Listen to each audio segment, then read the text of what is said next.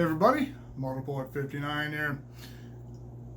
This coming weekend, July 9th, 10th, 11th, and 12th, Jennifer and I are going to go over to the coast for the annual Southern Pacific Golf Club Coast Tournament.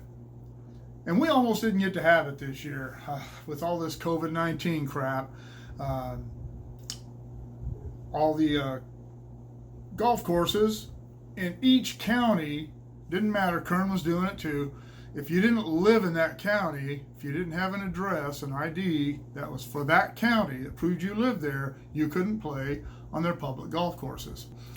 Kern was doing the same thing. The first couple of weekends after they shut the courses down in Los Angeles, you couldn't get a tee time on a Kern County golf course. Everybody was driving up from LA, and Kern County had no choice but to put a stop to that.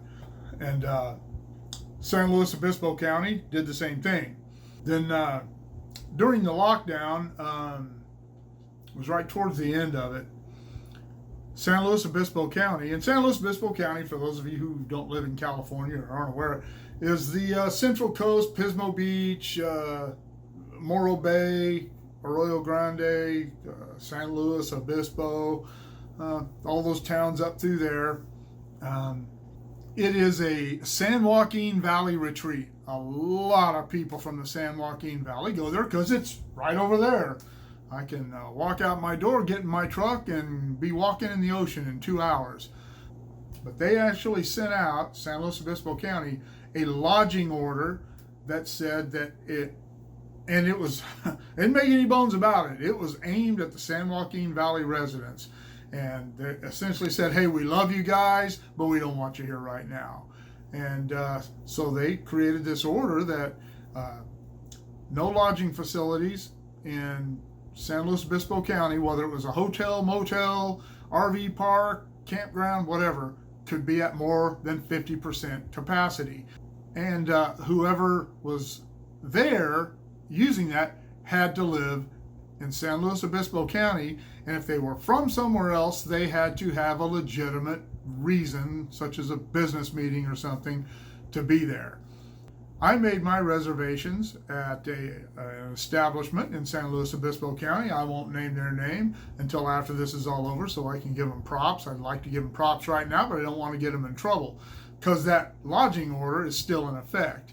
And I called them up. Like I said, I made my reservations either in February or early March, I can't remember, for July.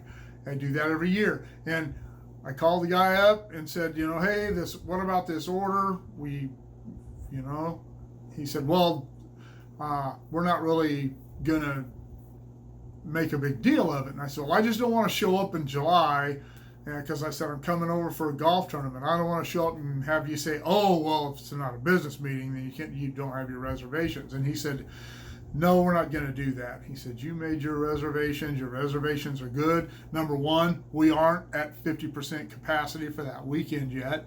And number two, I'm not going to ask anyone why they're here. That's none of my business. The government can kiss my butt. And that made me feel really good. He said, you show up, you'll have a room. Don't worry about it. So I didn't have to worry about that. Then came the golf courses. We always play a 2-day tournament over there. We would play Friday at Cypress Ridge in Arroyo Grande and Saturday at the Morro Bay State Golf Course there in Morro Bay. And that's the way we've been doing it. We used to play Black Lakes, but we don't like playing there anymore. So we started 2 years ago, we started playing Cypress Ridge. So I called Cypress Ridge and said, hey, the order for SLO people only. And he said, we're a private course. We can have anybody play here anytime we like. This is our course. And so you're on. So I called Morro Bay. Well, Morro Bay is actually funded by the state. And that guy was apologetic, and he said, well, the San Luis Obispo residents only guideline is still in place there. And he said, I have to abide by it. We're funded by the state. So I said, all right. So I called Cypress Ridge and said, could you do our Saturday tournament as well this year? They said, absolutely. Come on over, man. We'll take you both days. So unfortunately, we're not going to get to play at the Morro Bay course this year, which is unfortunate. That is one of my favorite courses in the whole world. I love that place. We're always treated very well there. We're treated very well at Cypress Ridge too. But Morro Bay is, I'm really sad that we're not getting to play there this year because of all this silliness.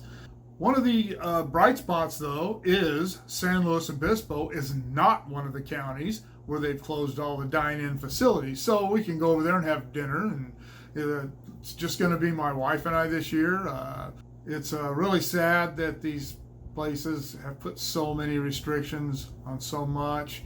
I'm glad SLO has opened things up a little bit, even though they don't want us over there. They're going to get us anyway. But you know what? I have seen people from the San Joaquin Valley go over there and just make messes of things. Come on, guys, get your heads out of your asses. It's not your place. Pick up after yourself. Your mama don't live there. Stop it already. Nothing annoys me more than litter bugs and pigs. I just can't stand it when people leave messes. And so kind of can't blame SLO, and they're trying to keep their numbers down. But anyway, I don't know. I just thought I'd harp on that a little bit. If you're from the San Joaquin Valley and you want to go stay in San Luis Obispo County, chances are you'll be able to find some place to accommodate you. If you want to go over there and play golf, you just have to make sure you're going to a private course. They're a little pricier. But even though Cypress Ridge is private, it's not all that pricey. They give us a really, really good deal, cheaper than Morro Bay was going to be. But anyway, like, share, and subscribe. Click on the bell if you want to be notified of future content. And we'll see y'all later. Maybe over the coast.